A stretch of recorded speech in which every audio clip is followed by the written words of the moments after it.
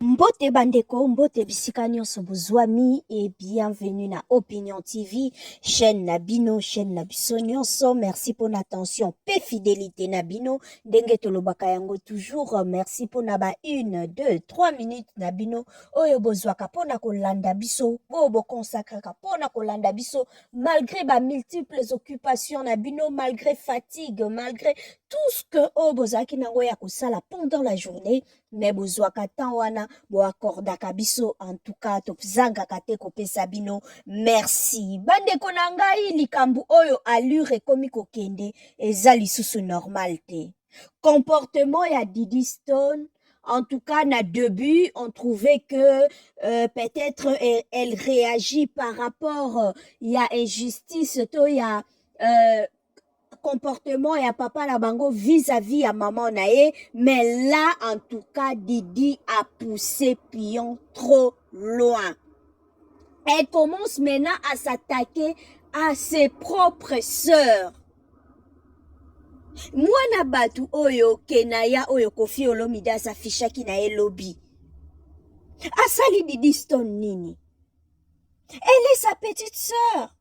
Vous avez le même sang, Didi. Likambo na yo na papa na yo oyo eza susu normal te. Et comme louche, ndeko mwasi, ressaisis-toi. Angle oyo zozwa wana eza kitoko te. Eza susu normal te ata kutu yango. Papa aza kaka ya yo te. Avant yo Koffi Olomide azala na bana. Après yo Koffi Olomide abota bana. Oza yo moko pete. En dehors ya bino bana o Koffi Olomide aboti.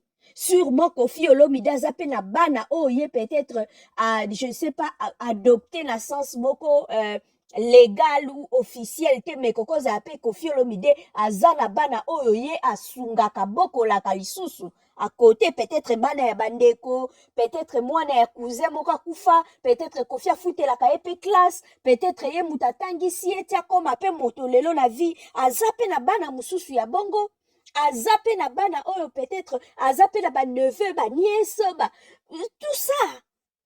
Bana ezaka ka yote yaya. Oza tellement trop possessive. Okomi hautaine. Ta petite sœur, elle n'a que 19 ans. Asali yo nini. Pour que ndeko traité, ndengo traité wana. Nazote la bino capture siko bomona. Comment elle a écrit na Instagram nae. Tu te moques d'elle. Nakota la eboye ya Didi. Oleki na nini.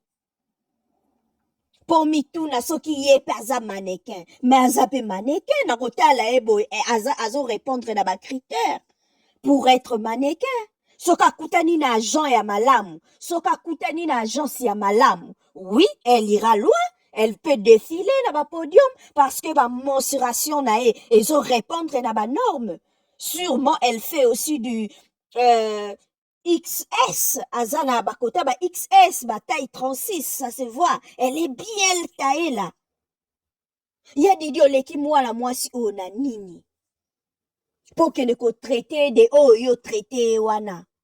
Aza mwasi ya ndumba te, c'est ta petite sœur.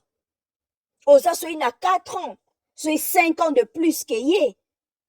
Ye dans 5 ans, peut-être elle deviendra plus que toi. Yaya mikitisa o eza mokili. Mikitisa yaya. Elle est là bien naturelle. Elle ne pas maquiller par un professionnel, hein. Soki penda professionnel azuye ba vandisi ye na mwindu ne oyo ba maquiller, mais c'est Naomi Campbell, hein? Ah oui, ah oui, détrompe-toi yaya, omati likolo mingi, mikitisa yaya.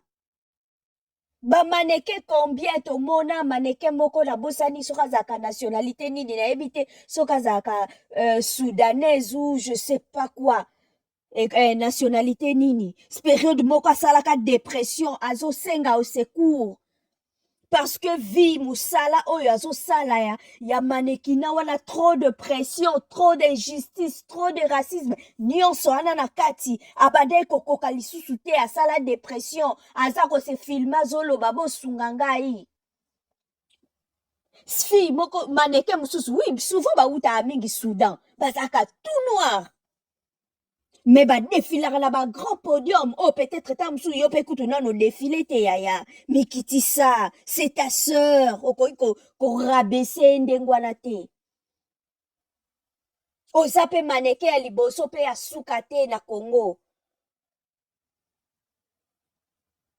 yo mpe te moto osilisi tai na ngonga oyo bana basi mpe ya mike milai bazali peut-être yo nde ozwaki ngolu peut-être okutanaki na agent ya malamu oyo apropulsaki yo afongoyelaki yo mwa baporte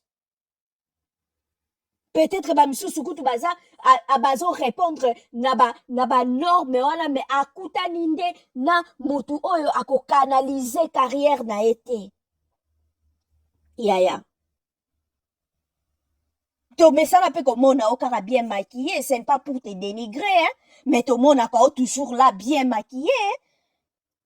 Au naturel ya yo ozalo mpe kaka mwasi lokola mwasi nyonso mikitisa ya didi ce n'est pas comme ça c'est ta sœur oza mwasi lokola mwasi nyonso oza extraordinaire te ekelamu nyonso ya nzambe aza spécial okoki korabese ndeko no soki kutu ndeko na yo boza même sang ozorabese ye boye qu'en est-il ya bapaya ya bato okutanaka na bango na nzela ya femme de ménage oyo ayaka kopangusela bino ndaku non comportement oyo yango te là vraiment non tu es allé trop loin la fille là c'est ta petite sœur elle n'a que 19 ans et dans quelques années Dieu seul sait esika nini akomema ye okoki kotiele point na vie te est-ce que ye moko na monoko na ye alobi ete ye aza mannequin mpo oya korabese ndeko na yo de la sorte didi okomi penza trop loin wana eza lisusu ndenge obandaki te na idée na yo que comme quoi tu venais défendre ta maman non ata bazalaka possessif oyo yango te yaya changez s'il vous plaît boye te merci à vous tous ba